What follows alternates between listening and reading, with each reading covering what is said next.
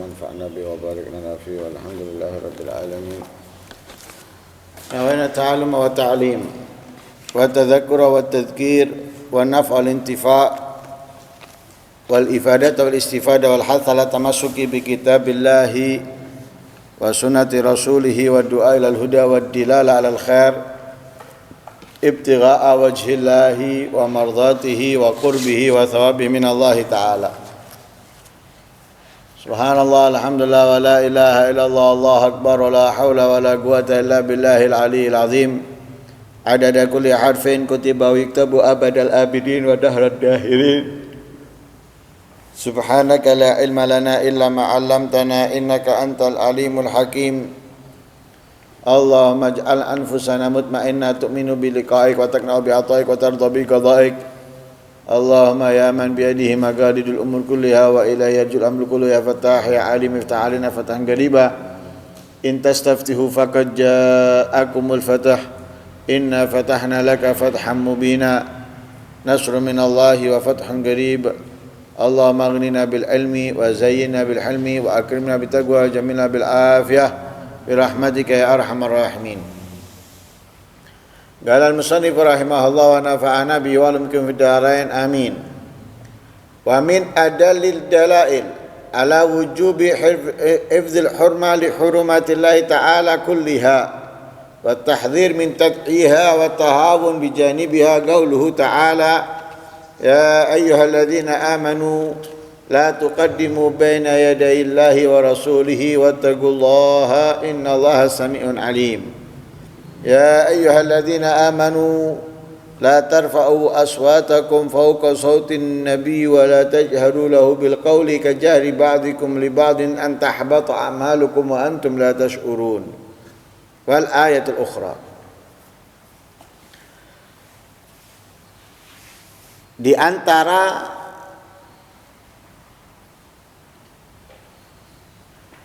paling kuatnya petunjuk atas kewajiban menjaga kemuliaan daripada kemuliaan-kemuliaannya Allah,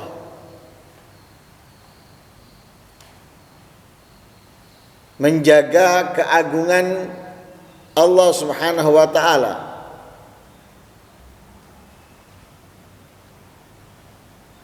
wa tahdzir min tad'iha dan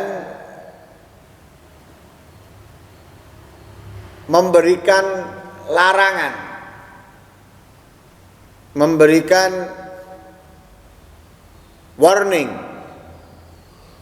daripada menyia-nyiakannya atau menyembelihkannya, yaitu firman-Nya Allah Subhanahu wa taala.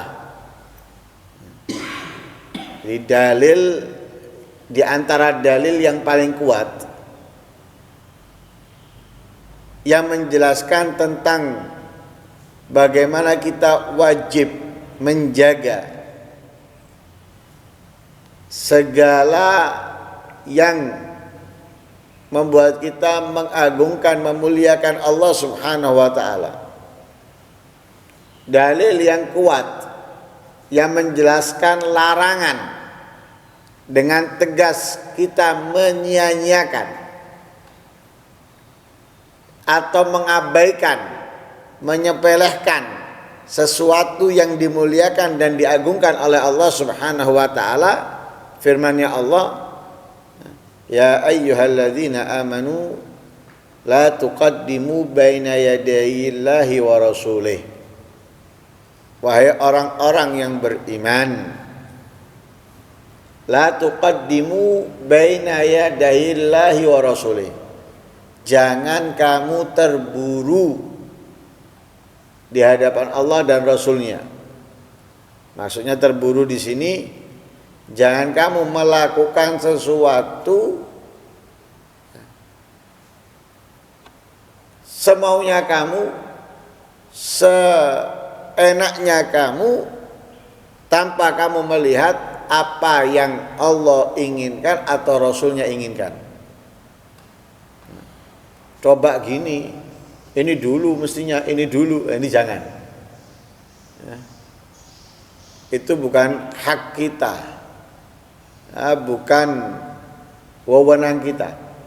Kita harus melakukan sesuatu setelah melihat apa yang Allah jelaskan, apa yang Allah terangkan. Sayyidina Umar bin Khattab itu punya keinginan, tapi keinginannya itu hanya disimpan di dalam dirinya, karena nggak berani, karena beliau dididik oleh Rasul Sallallahu Alaihi Wasallam, dan dia tahu bagaimana Rasulullah tidak melakukan pekerjaan kecuali nunggu perintah, nunggu ada arahan, kan gitu. Nabi tidak melakukan sesuatu kecuali atas perintahnya Allah. Tidak berani Nabi melakukan sesuatu sebelum adanya perintah, walaupun punya keinginan. Nah, Sayyidina Umar tahu itu. Tidak ada sesuatu yang dilakukan oleh Nabi kecuali setelah mendapatkan perintahnya Allah.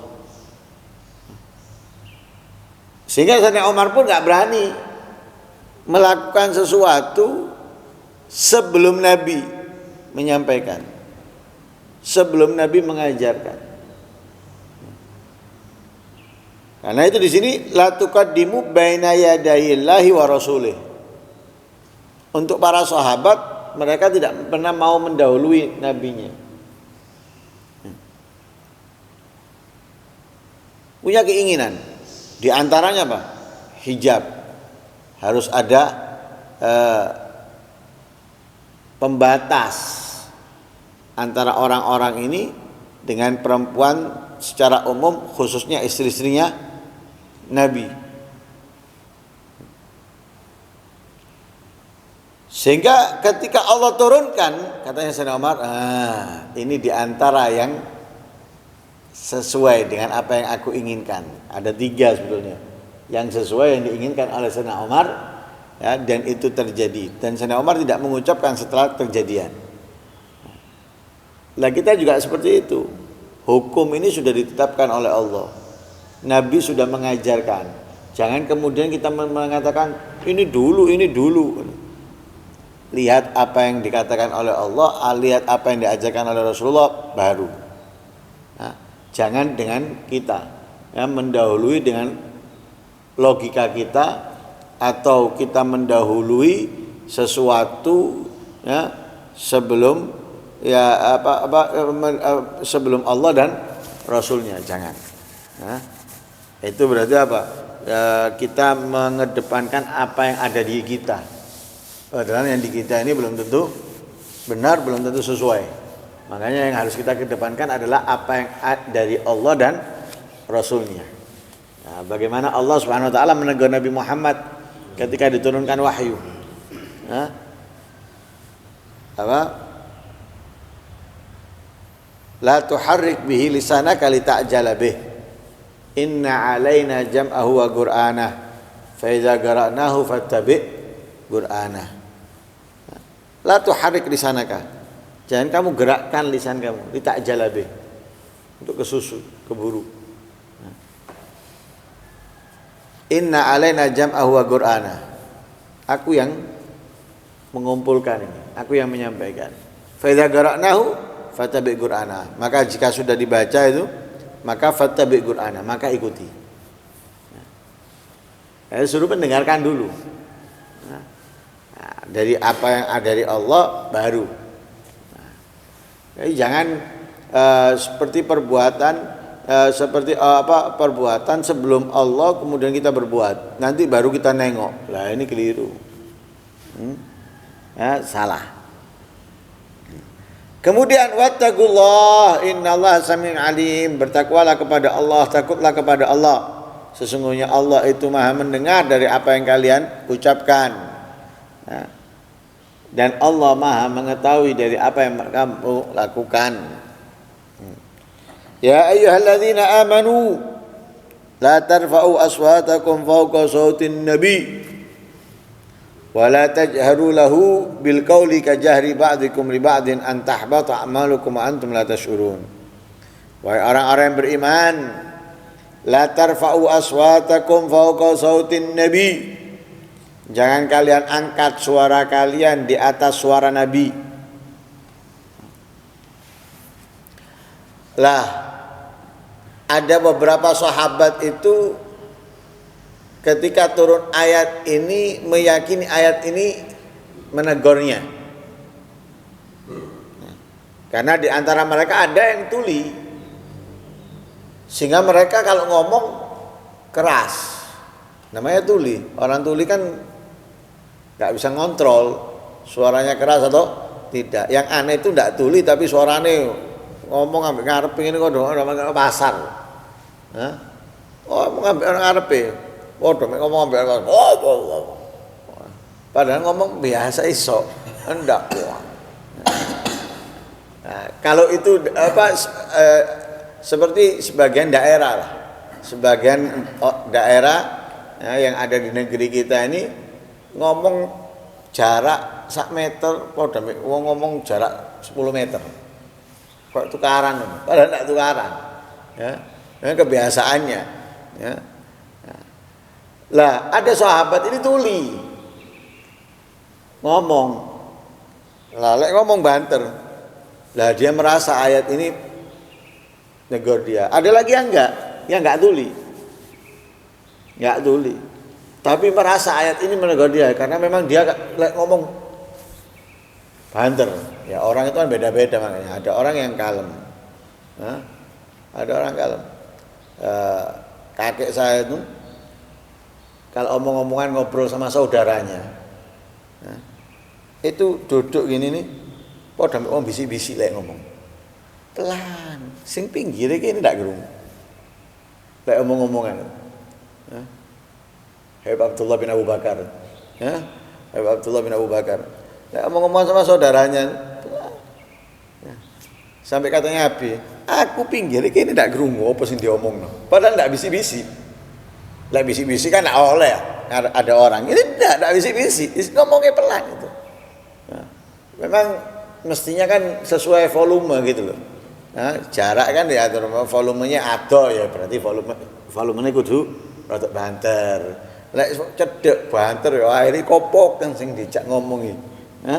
Kecuali yang diajak ngomong ini punya apa tuli atau kurang baru volumenya kita tingkatkan sesuai sholat kan gitu. Sholat yang diajarkan apa? Allahu Akbar. Yang penting kita bisa dengar. Kalau ada suara yang mengganggu untuk kita mendengar ya kita angkat walaupun nggak krungu ya wis. Nah sama kalau kita ngomong sama orang maka pengen akhirnya kok tonggo bingung iki lapo bandino tukaran iki padahal enggak tukaran ya. Lah sahabat itu merasa ini ayat diturunkan kepadanya sehingga apa? Akhirnya ngunci pintu rumahnya. Jadi kamarnya itu suruh gembok sudah kunci. Enggak mau keluar. Enggak mau keluar kenapa? Aku nggak mau keluar kecuali aku mendapatkan ridhonya Rasulullah. Ya. Karena apa? Aku sudah melakukan menyebabkan sampai turunnya ayat ini. Rasulullah mencari mana? Dicari. Akhirnya ketika dipanggil Rasulullah, akhirnya suruh bongkar. Nah, kalau dulu bukan gembok ya, kalau sekarang gembok paku. Nah, dibongkar, datang akhirnya apa? Dikasih kabar gembira oleh Rasul sallallahu alaihi wasallam. Nah, la tarfa'u aswatakum fawqa sawti, jangan kalian angkat suara kalian di atas suaranya Nabi. Ya. Maksudnya di sini membentak. Ya, membentak, mengolok-olok Nabi. Ya. Ya, mengolok-olok Nabi. Ya, membentak Nabi. Membantah Nabi. Nah, tapi kalau memang ngomong ya hendaknya dengan suara yang rendah, dengan suara yang adab. Wala tajharu lahu bil qawli ka jahri ba'dikum li ba'd. Jangan juga keraskan ucapan kalian atau jangan serukan panggilan kalian kepada Nabi itu seperti panggilan kalian kepada teman kalian. Jangan manggil Nabi itu saenake dhewe. Muhammad. Misalnya seperti kalian memanggil sesama kalian. Kita kalau manggil teman kan jangan kemudian Nabi seperti itu. Orang Arab itu biasa manggil walaupun lebih tua dengan namanya sendiri, namanya biasa. Kadang mereka nggak manggil nama tapi manggil dengan ami, kamu misalnya. Namanya ndak. Ada kadang dipanggil namanya toh. Tapi untuk kepada Nabi Allah melarang wala tajharu lahu bil qauli ka jahri ba'dikum li ba'din adu. Dilarang sama Allah. Jangan sampai kalian kalau manggil Nabi itu seperti kalian manggil sesama kalian, atau jangan angkat suara kalian seperti kalian berkopok dengan sama kalian. Kenapa kalau itu kita lakukan? Antahbata amalukum wa antum la tash'urun. Kalau dilakukan itu antahbata amalukum, amal kalian akan gugur semuanya. Akan jatuh semuanya wa antum la tash'urun, dan kalian tidak merasa. Ibarat bocor itu. Bocor dan kita nggak tahu bocor sampai habis. Na'udzubillah min dzalik.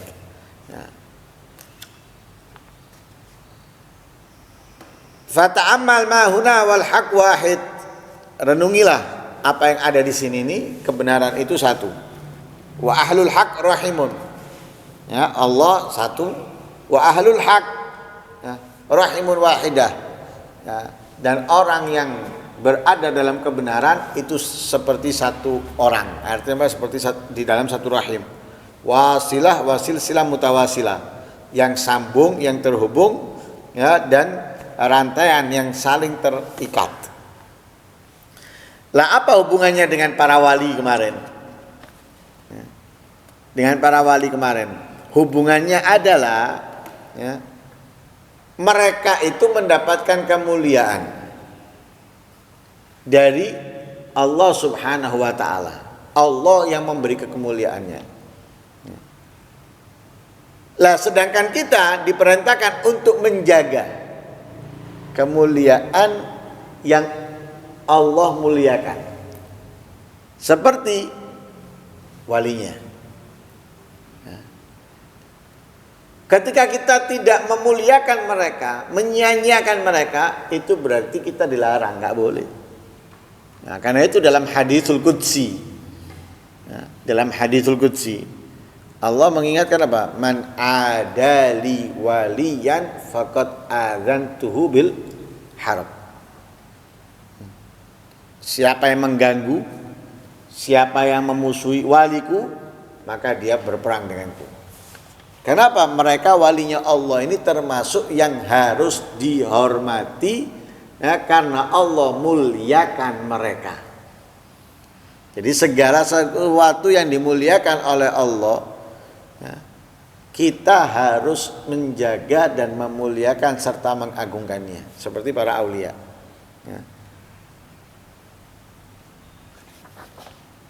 Karena itu ketika kita menyia-nyiakan mereka, berarti kita tidak menjaga sesuatu yang diperintahkan Allah, kita memuliakannya. Kalau sudah seperti itu, ini membuat segala amal kita gugur dan kita tidak merasa. Na'udzubillah min dzalik. Karena itu semoga Allah Subhanahu wa taala menjadikan kita orang-orang yang tahu akan apa yang Allah perintahkan, apa yang Allah wajibkan, dan kita mudah menjalankannya.